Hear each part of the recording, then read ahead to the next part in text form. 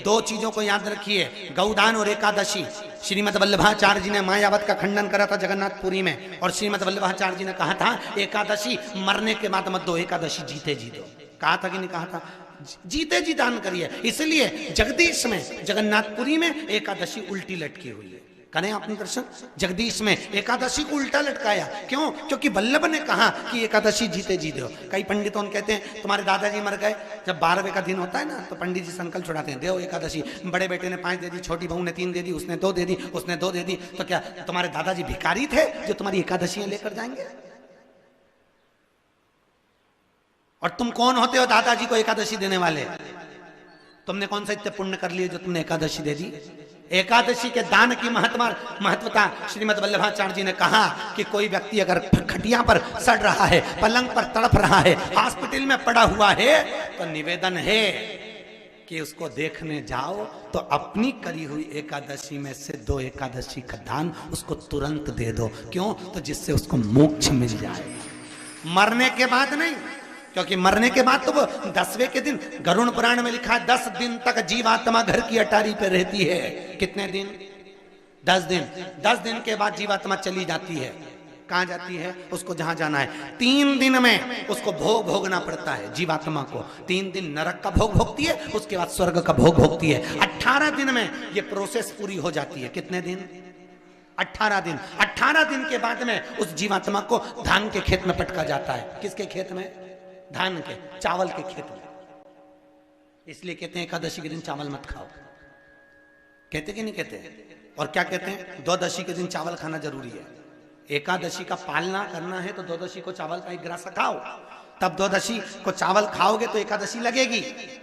चावल नहीं खाओगे तो एकादशी नहीं लगेगी। द्वादशी को चावल खाना जरूरी है। क्यों कहते हैं? क्योंकि धान के खेत में जीव को छोड़ा जाता है, उस धान के खेत में, चावल के खेत में जीवात्मा रहती है। उसको चिड़िया खाती है तो चिड़िया के रूप में जन्म लेता है, मनुष्य खाता है तो मनुष्य के रूप में जन्म लेता है। इसलिए एकादशी के दिन चावल नहीं खाया जाता, क्योंकि एकादशी के दिन हम चावल खाएंगे तो जीव हत्या का दोष लग जाएगा। फिर कब खाना है? द्वादशी के दिन। द्वादशी के दिन क्यों खाया जाता है? क्योंकि हम एकादशी के व्रत करे रहते हैं, और पहला घासा जब चावल का खाते हैं तो अपनी करी हुई एकादशी का पुण्य, जितने जीव हमारे मुंह में जाते हैं उनको उसका पुण्य मिल जाता है, और उनका फिर जन्म नहीं होता, वो तर जाते हैं, उनको एकादशी का भाग मिल जाता है। इसलिए कहते हैं एकादशी को चावल मत खाओ, पर द्वादशी को। दोपहर के बाद में तोड़ी गई बेलपत्र,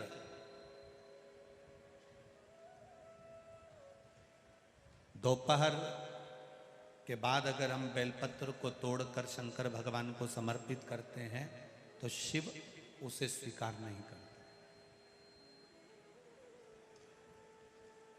फूल, सूर्य की किरण निकलती है, प्रकाश थोड़ा सा हो जाता है, थोड़ा सा उजाला हो जाए, और रात्रि सूर्य अस्त के पहले पुष्प को हम तोड़ सकते हैं, फूल हम तोड़ सकते हैं। बेलपत्र सुबह से लेकर दोपहर तक हम तोड़ सकते हैं, पर दोपहर के बाद में बेलपत्र को नहीं तोड़ा जाता।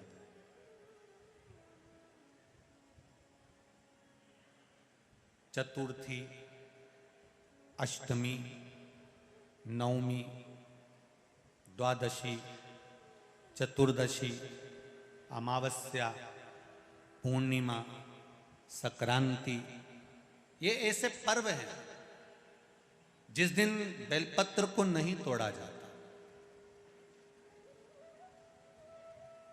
चतुर्थी, अष्टमी, नवमी,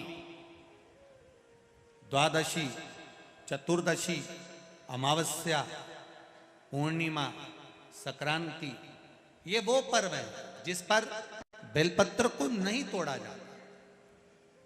पुरानी बेलपत्र 1 महीने पुरानी भी रखी है। पुरानी बेलपत्र मंदिर के बाहर भी अगर निर्माल्य में उतरी हुई बेलपत्र किसी डलिया में पड़ी है, बहुत सारी बेलपत्र अगर किसी ने ले जाकर निर्माल्य को कहीं ले जाकर पटक भी दिया है मंदिर के कोने में, वहां से बेलपत्र उठा लो, उसको धो लो, साफ कर लो, वापिस ले जाकर महादेव को चढ़ा दो, वो स्वीकार कर लो।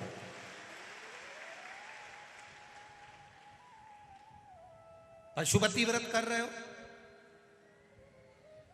चतुर्थी पड़ गई, अष्टमी पड़ गई, द्वादशी पड़ गई।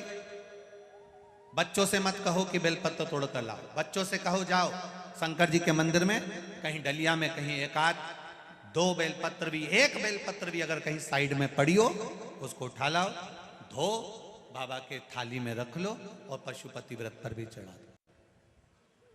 दोपहर के बाद में पूजन करने जा रहे हो, बेलपत्र दोपहर के बाद ना तोड़वाइए। फूल सुबह प्रकाश होने से लेकर रात्रि को, शाम को जब सूर्य अस्त हो उसके पहले फूल आप तोड़ लो, मना नहीं है, दिन भर का समय आपके पास है, पर रात्रि में फूल नहीं तोड़ा जाता। शंकर भगवान पर समर्पित कोई प्रसाद शिव जी को चढ़ाया गया, कोई प्रसाद रात भर नहीं रखना चाहिए। आप लोग तो संकट सोमवार अगर किसी ने करे हों, किसी ने करे संकट सोमवार या 16 सोमवार, हाथ उठाओ किस किस ने करे हैं, पहले करें आप लोगों ने, रखो। जो लोग 16 सोमवार करे हुए होते हैं, संकट सोमवार करे हुए होते हैं, उनको मालूम होता है, उनके स्मरण में रहता है कि संकट सोमवार का जो प्रसाद होता है उसको रात भर नहीं रखते। उसका कारण स्कंद पुराण में भी कहा गया, उसका कारण शिव महापुराण में भी वर्णन किया गया। शंकर भगवान का प्रसाद, शिव जी का प्रसाद, अगर जितना जितना अंधेरा बढ़ते चले जाता है, जितना जितना रात्रि होती चली जाती है और दूसरा दिन अगर लग जाता है, तो उस प्रसाद पर आपका हक नहीं रहता, उस प्रसाद पर फिर चंड का हक हो जाता, फिर उनके गणों का हक हो जाता है, फिर आपका हक समाप्त।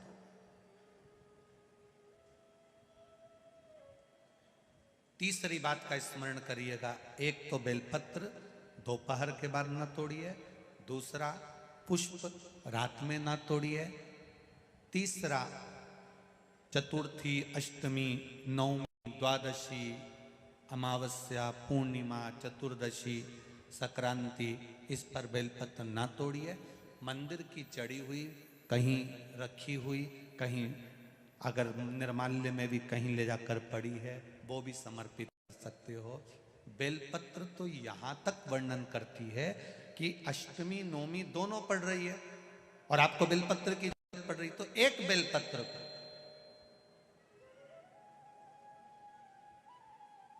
आप, एक बेलपत्र को या तो वस्त्र में संजो कर रख लो, रख सकते हो, संभाल के रख लो, ना बने तो तुम्हारी जो पाठ पढ़ने की पुस्तिका होती है, जिसको तुम भजन गा लेती हो, पढ़ लेती हो, राम रक्षा स्तोत्र, हनुमान चालीसा, गोवर्धन चालीसा, जो पढ़ लेती हो, उसी में रख लिया और वही बेलपत्र वापिस हमको प्राप्त हो गई, हमने वही शिव जी को वापिस चढ़ा दी और उससे हमको फल की अनुभूति प्राप्त हो गई।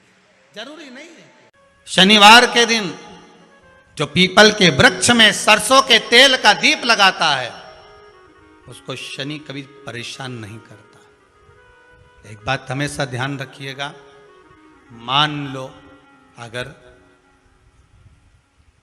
कोई भारी रोग ऐसा शनि महाराज के कारण हो गया हो, अच्छे काम करते करते उल्टे हो रहे हैं, होते हैं किसी किसी के साथ में, विपरीत परिस्थितियां आ जाती है, अच्छा करने जाओ बुरा हो जाता है, अच्छा कर्म करने जाओ बुरा हो जाता है। तो पीपल के वृक्ष की जो छाल होती है, छाल देखिए, पीपल के वृक्ष में जो छाल लगी होती है, उस छाल को घिसकर चंदन बनाकर भगवान शंकर का स्नान कराकर, अभिषेक कराकर, पूजन कराने के बाद में पिपलेश्वर महादेव का नाम लेकर, कौन से महादेव? पिपलेश्वर महादेव का नाम लेकर वो जो घिसी हुई छाल होती है, उस छाल का तिलक भगवान शंकर को लगा लो और उसी का थोड़ा सा भाग अपने कंठ पर, मस्तक पर लगाना प्रारंभ कर दो। धीरे धीरे जो विपरीत दशा है वो सुधरना प्रारंभ हो जाती है। पर नाम याद रखना, पिपलेश्वर, जम के बोलिए, पिपलेश्वर महादेव भगवान शंकर का एक अवतार है, पिपलाद अवतार। पिपलाद अवतार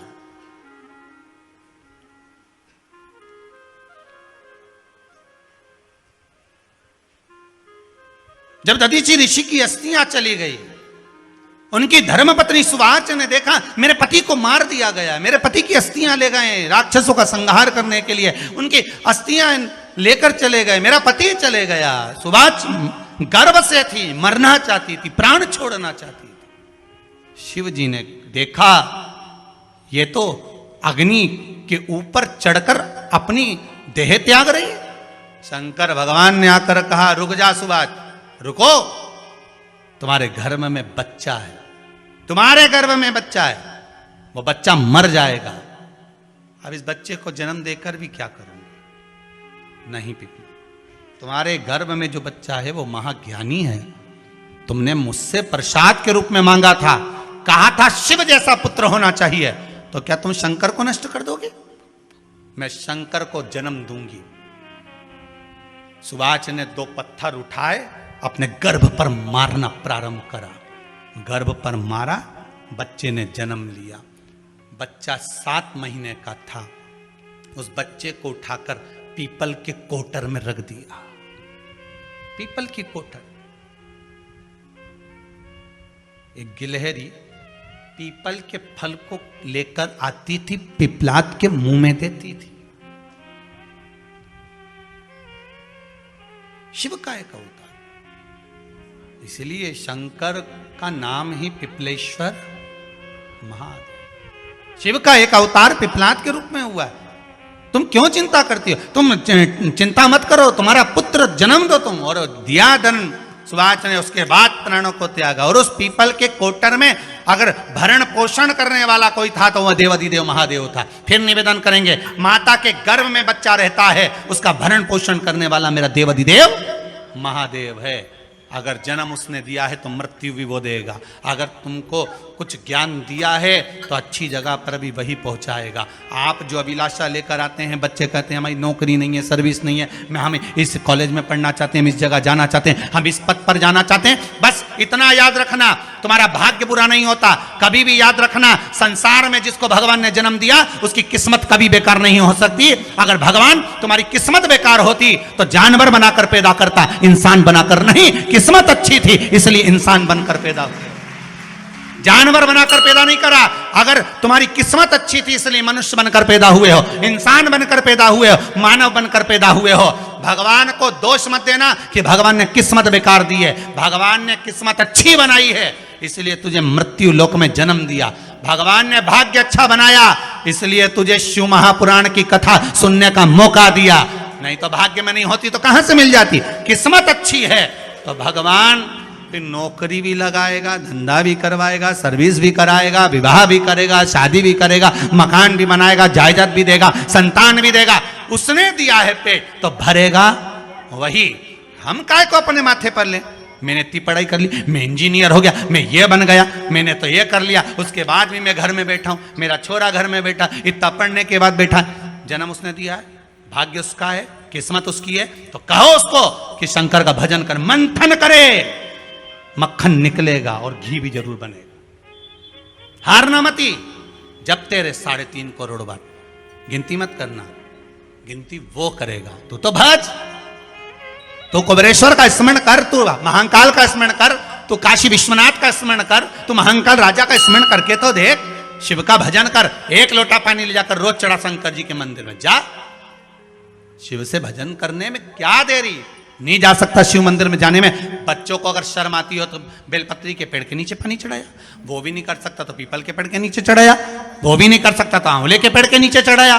पर कहीं जुड़ तो सरी, एक बार साध तो सरी, पकड़ने का प्रयास तो करो परमात्मा को। तुम भगवान को एक बार पकड़ लो फिर परमात्मा नहीं छोड़ता। पूतना ने एक बार गोदी में लेके दूध पिलाया था, बाद में पूतना कह रही थी छोड़ दे छोड़ दे छोड़ दे, आकाश में उड़ गई, छोड़ दे छोड़ दे। भगवान के आई काय को मौसी, काय को आई, और आई है तो दूध पिलाया है तो फर्ज तो अदा करूंगा, ऐसे थोड़ी छोड़ दूंगा। तुम भगवान को 1 लोटा पानी चढ़ा दोगे, भगवान को दूध चढ़ा दोगे तो भगवान ऐसे ही छोड़ देगा क्या? पकड़ लेगा, छोड़ेगा ही नहीं। फिर तुम कहोगे भगवान छोड़ दे, भगवान छोड़ दे। कहाँ कथा का रस लग गया लोगों को। अब दुनिया के लोग सोचते हैं अब मैं कथा भी हाल नहीं सुनूंगा, मैं घर में काम करूं, दुकान में काम करूं कि कथा सुनूं। पर रात्रि के जैसे ही मोबाइल खोल के बैठा, आज देखो महाराज ने क्या क्या बोला। तुरंत अब लगा रस। नारी और एक पुरुष, दोनों के व्रत करने में बड़ा अंतर है। शिरूर वालों थोड़ा सावधानी से सुनना है। स्त्री भी व्रत करती है और पुरुष भी व्रत करता है। पुरुष यदि सोमवार का व्रत कर रहा है, शनि महाराज का व्रत कर रहा है, मंगलवार का व्रत कर रहा है, बुधवार का व्रत कर रहा है, रविवार का व्रत कर रहा है, बृहस्पतिवार का व्रत कर रहा है, शुक्रवार का व्रत कर रहा है, कोई भी व्रत यदि पुरुष करता है तो उसके व्रत करने का फल केवल पुरुष को ही मिलेगा। ध्यान देना थोड़ा सा, उसका फल केवल पुरुष को ही मिलेगा। पर जब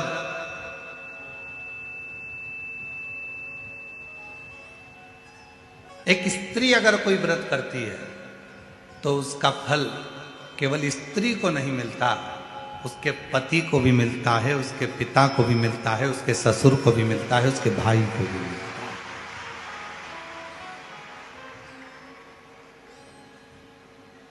इसीलिए शायद पति के नाम के आगे धर्म नहीं लगाया, पर पत्नी के नाम के आगे धर्म लगाया, धर्म पत्नी। आज तक किसी पति के नाम के आगे तुमने सुना कि धर्म पति है? अरे बोलो तो शिरूर वालों, सुना आप लोगों ने? नहीं सुना।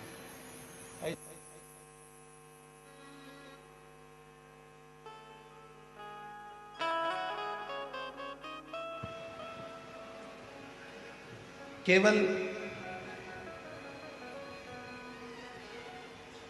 पति अगर सोमवार का व्रत करेगा तो उसको खुद को उसका फल मिलेगा। पति यदि प्रदोष का व्रत करेगा तो उसको खुद को फल मिलेगा। पति अगर मंगलवार का व्रत कर रहा है तो उसको खुद का फल मिलेगा। पर एक स्त्री, एक नारी जब कोई व्रत करती है तो उसका फल केवल उसको अकेले को नहीं मिलता, वो अपने मायके की भी 7 पीढ़ी और ससुराल की भी 7 पीढ़ी को पार सब। इसीलिए इनको कहते हैं धर्म पत्नी। और पतियों के नाम के आगे धर्म नहीं लगाया कि तुम धर्म पति, वो धर्म पत्नी है। और पत्नी और धर्म पत्नी में भी जमीन और आसमान का अंतर होता है। पत्नी वो होती है जो पति को पतन के रास्ते पर ले जाती है। पत्नी वो होती है जो पति को कर्जे में डुबा जाती है।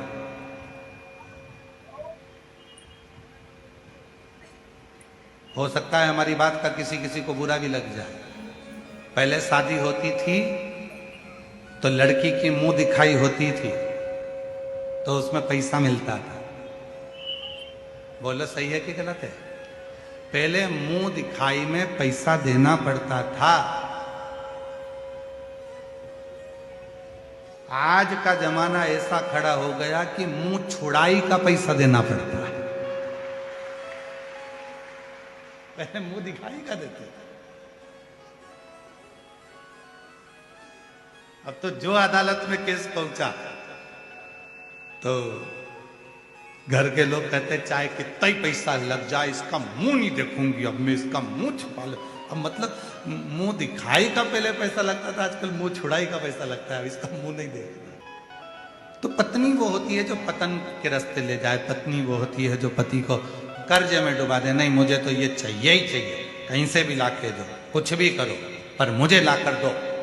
पत्नी पत्नी वो होती है जो पति को सिनेमा घर तक ले जाए। पत्नी वो होती है जो पति को खंडाला तक ले जाए। और धर्म पत्नी वो होती है जो पति को शिव महापुराण की कथा तक ले आए।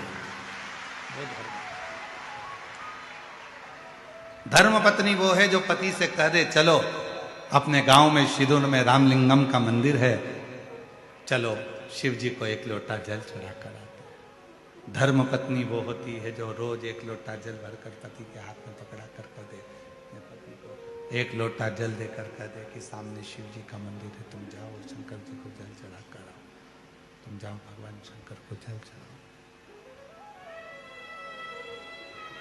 धर्म पत्नी वो होती है जो पति को सतमार्ग की ओर लेकर जाए। सतमार्ग की, वो धर्म पत्नी। बहुत अंतर है पत्नी में और धर्म पत्नी में, बहुत अंतर। और मेरी जीजियों, निवेदन है, धर्म पत्नी बनने का एक तरीका और है।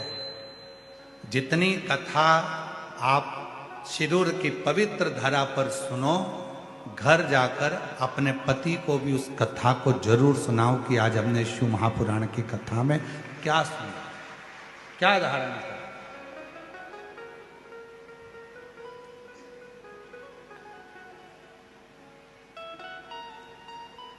थोड़ा ना थोड़ा संवाद, भगवान शिव की चर्चा, भगवान शंकर की कथा, भगवान शिव का स्मरण, भगवान शंकर का भजन, भगवान शिव की भक्ति, भगवान शंकर का नाम जाप, भगवान शंकर का स्मरण, थोड़ा न थोड़ा। श्री शिवाय नमस्तुभ्यम। हर हर महादेव। पूज्य गुरुजी ने इस वीडियो में 28 फरवरी द्वादशी तिथि शनिवार के विशेष उपाय कथा बताए हैं। वीडियो को अच्छे से देखकर उन उपायों को भगवान भोलेनाथ के समक्ष आपको करने हैं। वीडियो अच्छी लगे तो like, share and subscribe, comment में श्री शिवाय नमस्तुभ्यम हर हर महादेव अवश्य लिख देना। जाते जाते चैनल को सब्सक्राइब अवश्य कर देना। जय श्री राम, हर हर महादेव, जय श्री महाकाल।